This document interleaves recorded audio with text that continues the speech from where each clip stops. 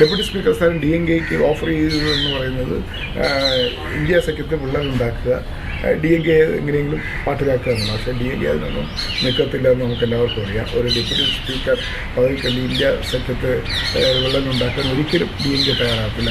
അവരുടെ നിലപാട് നമുക്ക് വളരെ സുചിന്തിതമായ നിലപാടാണ്. അപ്പോൾ പാർലമെന്റിൽ സത്യപ്രതിജ്ഞ 2ാം ദിവസവും തുടരുകയാണ്. മുതിർന്ന അംഗമായിട്ടുള്ള കൊടിക്കുന്നിൽ സുരേഷ് നമ്മളൊപ്പം ചേരുകയാണ്. ഇതിപ്പോൾ BJP ചൂണ്ടിക്കാണിച്ചിരിക്കുന്നത് അടിയന്തരാവസ്ഥ കറുത്ത ദിനമായിട്ട് തന്നെ അവരാണ്. BJP പൊളിറ്റിക്കലായിട്ട് അടിയന്തരാവസ്ഥ ഉപയോഗിക്കുകയാണ്. 1977 അടിയന്തരാവസ്ഥ തുറന്നുള്ള തെരഞ്ഞെടുപ്പിൽ കോൺഗ്രസ് പരാജയപ്പെട്ടു, ഇന്ദിരാഗാന്ധി പരാജയപ്പെട്ടു, സഞ്ജയ് ഗാന്ധി പരാജയപ്പെട്ടു. അതിനുശേഷം തുടർന്ന് 1980 നടന്ന ഇടക്കാല തെരഞ്ഞെടുപ്പിൽ ഇന്ദിരാഗാന്ധി വർദ്ധിച്ച ഭൂരിപക്ഷത്തോട് കൂടി അധികാരത്തിൽ വരികയും ചെയ്തത് നമുക്ക് എല്ലാവർക്കും അറിയാവുന്നതാണ്. അതുകൊണ്ട് അടിയന്തരാവസ്ഥ കാലത്ത് നടന്നിട്ടുള്ള ഒരുപാട് നടക്കാൻ തെറ്റായ സംഭവങ്ങളെ കോൺഗ്രസ് പാർട്ടി തള്ളിപ്പറഞ്ഞിട്ടുണ്ട്. മാത്രമല്ല കോൺഗ്രസ് പാർട്ടി അതിന് ഖേദം പ്രകടിപ്പിച്ചിട്ടുമുണ്ട്. അതിനുശേഷം നടന്ന തെരഞ്ഞെടുപ്പുകളിൽ കോൺഗ്രസ് അധികാരത്തിൽ തിരിച്ചു വന്നിട്ടുണ്ട്.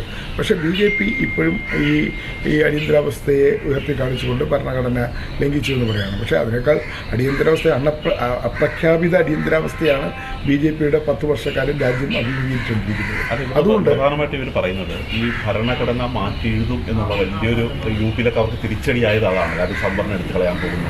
അപ്പോൾ ഭരണഘടനയ്ക്ക് അവരൊന്നും ചെയ്യുന്നില്ല. മോദി തന്നെ വന്നിട്ട് ഭരണഘടന ഉയർത്തിപ്പിടിച്ചാണ് പാർലമെന്റിൽ കിടക്കുന്നത്. അപ്പോൾ ഈ ഭരണഘടനയെ ദ്രോഹിച്ചിരിക്കുന്നത് അല്ലെ ഭരണഘടന ഇല്ലായ്മ ചെയ്യാൻ ശ്രമിച്ച് സസ്പെൻഡ് ചെയ്ത് നിർത്തിയിരിക്കുന്നത് കോൺഗ്രസ് ആണെന്നാണ്. ഇതെല്ലാം BJPയുടെയും നരേന്ദ്രമോദിയുടെയും ഇരട്ടത്താപ്പാണ്. ഇപ്പോൾ ഭരണഘടനയോട് സ്നേഹം തോന്നിയിരിക്കുന്നു, ഭരണഘടനയോട് പ്രതിബദ്ധത തോന്നിയിരിക്കുന്നു. UPയിലും മഹാരാഷ്ട്രയിലും ഉണ്ടാക്കിയ അതിശക്തമായ തിരിച്ചടി നിന്ന് അവർക്ക് മനസ്സിലായിരിക്കുന്നു. ഭരണഘടനയെ തൊട്ടാൽ BJP തന്നെ ഇല്ലാതാകും എന്നുള്ളത് അവർക്ക് മനസ്സിലായിരിക്കുന്നു. അതുകൊണ്ടാണ് രാഹുൽ ഗാന്ധി ഭരണഘടന ഉയർത്തിപ്പിടിച്ചുകൊണ്ട് നടത്തിയ ക്യാമ്പയിൻ ജനങ്ങളെ സ്വീകരിച്ചിരിക്കുന്നതിൻ്റെ തെളിവാണ്. UPയിലും അതോടൊപ്പം തന്നെ ബീഹാറിലായിരുന്നാലും മഹാരാഷ്ട്രയിലൊക്കെ ഉണ്ടായ ഇന്ത്യ സഖ്യത്തിലുണ്ടായ വൻ വീഴ്ച മുന്നേറ്റം. അതും നമുക്കറിയാം. ബാബറി മസ്ജിദിനെ തകർത്തതാരാ? അത് ഒരു ബ്ലാക്ക് ഡേ അല്ലേ? രാജ്യത്തിൻ്റെ മതേതരത്വത്തിൻ്റെ പ്രതീകമായ ബാബറി മസ്ജിദിനെ തകർത്തു. അതുപോലെ തന്നെ ഒട്ടനവധി വർഗീയ കലാപങ്ങൾ ഉണ്ടാക്കി. ഗുജറാത്ത് സംഭവം അത് തന്നെ ഇന്ത്യൻ ജനാധിപത്യത്തിലെ മതേതരത്വത്തിൻ്റെ ഒരു കറുത്ത ഏടാണ് ഗുജറാത്ത് കലാപം. അവിടെ നിരപരാധികളെ കൊന്നൊരു ചെയ്താരാ. അപ്പോൾ ഇതൊക്കെ നോക്കുമ്പോൾ ഏറ്റവും കൂടുതൽ രാജ്യത്തിൻ്റെ ചരിത്രത്തിൽ കറുത്ത പാടുണ്ടാക്കിയിട്ടുള്ളത് BJPയാണ്. അതുകൊണ്ട് അവർക്ക് അടിയന്തരാവസ്ഥയെക്കുറിച്ച് പറയാൻ കോൺഗ്രസ് കുറ്റപ്പെടുത്താൻ യാതൊരു അധികാരവുമില്ല. കാരണം അവർക്ക് അധികാരം കിട്ടിയപ്പോഴൊക്കെ അവർ നടത്തിയ ഭരണം ഇപ്പോൾ ഭരണകൂട ഭീകരത അതിപ്പോഴും തുറന്നുകൊണ്ടിരിക്കുകയാണ്. അങ്ങനെയുള്ള ഒരു പ്രധാനമന്ത്രിയാണ് മണിപ്പൂർ തന്നെ എന്തൊരു ഭരണകൂട ഭീകരത നടക്കുന്നത്. അവിടെ അപ്രഖ്യാപിത അടിയന്തരാവസ്ഥയാണല്ലോ അവിടുത്തെ ഗവൺമെൻറ് ചെയ്തുകൊണ്ടിരിക്കുന്നത്. അപ്പോൾ അപ്രഖ്യാപിത അടിയന്തരാവസ്ഥയിലൂടെയാണ് BJP ഭരിക്കുന്ന കേന്ദ്രവും BJP ഭരിക്കുന്ന സംസ്ഥാനങ്ങളും മറ്റൊരു കീഴ്വഴക്കമാണ് ഈ ഡെപ്യൂട്ടി സ്പീക്കർ സ്ഥാനം പ്രതിപക്ഷത്തിന് നൽകുക എന്നുള്ളത്. അത് ഇതുവരെ ഒരു തീരുമാനം എടുത്തിട്ടില്ല. ഇനിയിപ്പോൾ ഉടനെ തന്നെ തീരുമാനം ഇന്നുണ്ടായാൽ എങ്ങനെയായിരിക്കും? പാർലമെന്ററി ജനാധിപത്യത്തിലെ കീഴ്വഴക്കങ്ങളെല്ലാം ലംഘിക്കുന്ന ഒരു നിലപാടാണ് BJP സ്വീകരിച്ചിട്ടുള്ളത്. അത് വാജ്പേയിയുടെ കാലത്ത് അങ്ങനെ ഉണ്ടായിരുന്നില്ല. എന്നാൽ നരേന്ദ്രമോദി അധികാരത്തിൽ വന്ന കാലം മുതൽ പ്രതിപക്ഷത്തിൻ്റെ അവകാശങ്ങൾ കവർന്നെടുക്കുക, പ്രതിപക്ഷത്തിന് നൽകാനുള്ള അവസരങ്ങൾ നൽകാതിരിക്കുക, പ്രതിപക്ഷത്തെ പാർലമെന്റിൽ നിന്ന് സസ്പെൻഡ് ചെയ്യുക, എന്നിട്ട് പ്രധാനപ്പെട്ട നിയമങ്ങൾ പാസ്സാക്കുക, അതുപോലെ തന്നെ ഡെപ്യൂട്ടി സ്പീക്കർ പദവി, പ്രതിപക്ഷ നേതൃത്വ സ്ഥാനം ഇതൊന്നും നൽകാതിരിക്കുക എന്നുള്ളത് BJPയുടെ ഒരു നയമാണ്.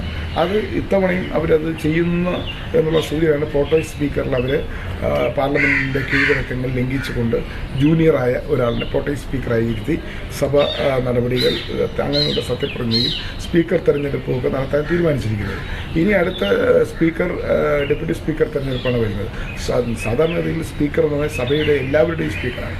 അങ്ങനെ വരുമ്പോൾ സ്പീക്കർ എതിരില്ലാതെ യുനാനിമസ് ആയിട്ടാണ് സ്പീക്കറെ തിരഞ്ഞെടുത്തിട്ടുള്ള ചരിത്രം പാർലമെൻറ്റിലുള്ളത്, ലോക്സഭയിലുള്ളത്. പക്ഷേ ഇവിടെ ഇപ്പോൾ ഇതുവരെയും സ്പീക്കർ സമവായത്തിലൂടെ എടുക്കണം അല്ലെങ്കിൽ യുനാനിമസ് എടുക്കുന്നതിനെ സംബന്ധിച്ച് ഏകകണ്ഠമായി തെരഞ്ഞെടുക്കുന്നതിനെക്കുറിച്ച് ഒരു ചർച്ചയും പ്രതിപക്ഷ പാർട്ടികളുമായിട്ട് BJPയുടെ സ്പീക്കർ സ്ഥാനം പ്രതിപക്ഷത്തിനും അങ്ങനെയാണെങ്കിൽ സ്പീക്കർ സ്ഥാനത്തിന് ഒരു സമവായം ഉണ്ടാവും. അതാണ് ലോക്സഭയുടെ കൺവെൻഷൻ. നേരത്തെ വാജ്പേയി അധികാരത്തിരുന്നപ്പോഴും അങ്ങനെ തന്നെയായിരുന്നു. നരസിംഹറാവു അധികാരത്തിരുന്നത് അങ്ങനെയാണ്. അതിനുശേഷം മൻമോഹൻ സിംഗ് അധികാരത്തിലിരുന്നപ്പോഴൊക്കെ അങ്ങനെ തന്നെയാണ് ചെയ്യുന്നത്. സ്പീക്കർ ആരാണോ ഭരണകക്ഷി അവർക്കും ഡെപ്യൂട്ടി സ്പീക്കർ പ്രതിപക്ഷത്തിന്. അപ്പോൾ അതിന് സഭയ്ക്കകത്ത് എല്ലാവർക്കും ഒരു പങ്കാളിത്തം ചെയറിൻ്റെ കാര്യത്തിൽ സഭ ഉണ്ടാവും എന്നുള്ളതാണ് അതിൻ്റെ ഒരു സന്ദേശം. ഈ DMK സ്പീക്കർ സ്ഥാനം കൊടുക്കാൻ നമുക്ക് ചെറിയൊരു ഓഫർ അവർ മുന്നോട്ട് വെച്ചിട്ടുണ്ട്. ഡെപ്യൂട്ടി സ്പീക്കർ സ്ഥാനം DMKക്ക് ഓഫർ ചെയ്തതെന്ന് പറയുന്നത് ഇന്ത്യ സഖ്യത്തെ വിള്ളലുണ്ടാക്കുക, DMK എങ്ങനെയെങ്കിലും പാട്ടിലാക്കുക എന്നാണ്. പക്ഷേ DMK അതിനൊന്നും നിൽക്കത്തില്ല എന്ന് നമുക്ക് എല്ലാവർക്കും അറിയാം. ഒരു ഡെപ്യൂട്ടി സ്പീക്കർ പദവിക്കണ്ടി ഇന്ത്യ സഖ്യത്തെ വിള്ളലുണ്ടാക്കാൻ ഒരിക്കലും DMK തയ്യാറാകത്തില്ല. അവരുടെ നിലപാട് നമുക്ക് വളരെ സുചിന്തിതമായ നിലപാടാണ്. അപ്പോൾ ഡെപ്യൂട്ടി സ്പീക്കർ സ്ഥാനത്ത് അല്ലെങ്കിൽ സ്പീക്കർ സ്ഥാനത്തേക്ക് മത്സരം തന്നെ അത് നമ്മൾ വ്യക്തമാക്കിയിട്ടുണ്ട്. ഇന്ത്യ സഖ്യം വ്യക്തമാക്കിയിട്ടുണ്ടല്ലോ. സ്പീക്കർ തെരഞ്ഞെടുപ്പ് സ്മൂത്തായി നടക്കണമെങ്കിൽ, അല്ലെങ്കിൽ ലോക്സഭ ശാന്തമായി നടന്നു പോകണമെങ്കിൽ ലോക്സഭയിൽ പ്രതിപക്ഷത്തെ കൂടി വിശ്വാസത്തിലെടുത്തേണ്ടിയിരുന്നു. ഇപ്പോൾ ലോക്സഭയിലെ പ്രതിപക്ഷത്തിൻ്റെ അംഗസംഖ്യ വർദ്ധിച്ചിരിക്കുന്നു. കഴിഞ്ഞ 2 സഭയിലുള്ള അംഗസംഖ്യയല്ല ഇത്തവണ ലോക്സഭയിലുള്ളത്. അപ്പോൾ പ്രതിപക്ഷത്തിനെ കൂടി വിശ്വാസത്തിലെടുത്ത് മാത്രമേ സർക്കാരിന് മുന്നോട്ട് പോകാൻ കഴിയൂ. അതല്ല ബുൾഡോസർ ഭരണമാണ് പാർലമെൻറ്റിൽ കഴിഞ്ഞ കാലങ്ങളെ കൂടെ അടിച്ചേൽപ്പിക്കാൻ ശ്രമിക്കുന്നതെങ്കിൽ അതിനെ പല്ലും ഉപയോഗിച്ച് എതിർക്കുക മാത്രമല്ല എതിർത്ത് തോൽപ്പിക്കുമെന്ന് തന്നെ പറഞ്ഞു. സ്പീക്കർ സ്ഥാനത്തേക്ക് ഏതായാലും പ്രോട്ടേം സ്പീക്കറിലെ കൊടിക്കുന്നിൽ സുരേഷിനെ അവഗണിച്ചതായിട്ട് എല്ലാ ഘടകകക്ഷികളും ഇന്ത്യ മുന്നണി അപ്പാടെ പറയുന്നുണ്ട്. അപ്പോൾ ഈ സ്പീക്കർ സ്ഥാനത്തേക്ക് ഇന്ത്യ മുന്നണി അങ്ങയുടെ പേര് നിർദ്ദേശിക്കുന്നതായിട്ടാണ് അറിയുന്നത്. എനിക്കങ്ങനെ ഒരു വിവരം ലഭിച്ചിട്ടില്ല. ഇന്ത്യ സഖ്യത്തിൻ്റെ സ്പീക്കർ സ്ഥാനാർത്ഥിയായിട്ട് മത്സരിക്കുമെന്ന് ആധികാരികമായിട്ടോ ഔദ്യോഗികമായിട്ടോ അനൗദ്യോഗികമായിട്ടോ ആരും പറഞ്ഞിട്ടില്ല.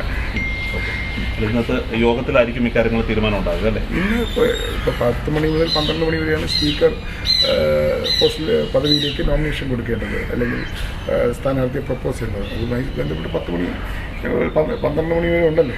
നമുക്ക് അരമണിക്കൂർ കൊണ്ട് തീരുമാനിക്കാവുന്ന കാര്യമേ ഉള്ളൂ. ഓക്കെ, ഏതായാലും ഏതാനും മിനിറ്റുകൾക്കുള്ളിൽ തന്നെ സ്പീക്കർ സ്ഥാനാർത്ഥി ആരാണോ, സ്പീക്കർ സ്ഥാനത്തേക്ക് ഒരു മത്സരം ഉണ്ടാകുമോ എന്നുള്ള കാര്യം കൂടി വ്യക്തമാകും. ഇമ്രാൻ അൻസാരിക്കൊപ്പം D. ധനസ്മൂർ, മീഡിയ 1, ഡൽഹി.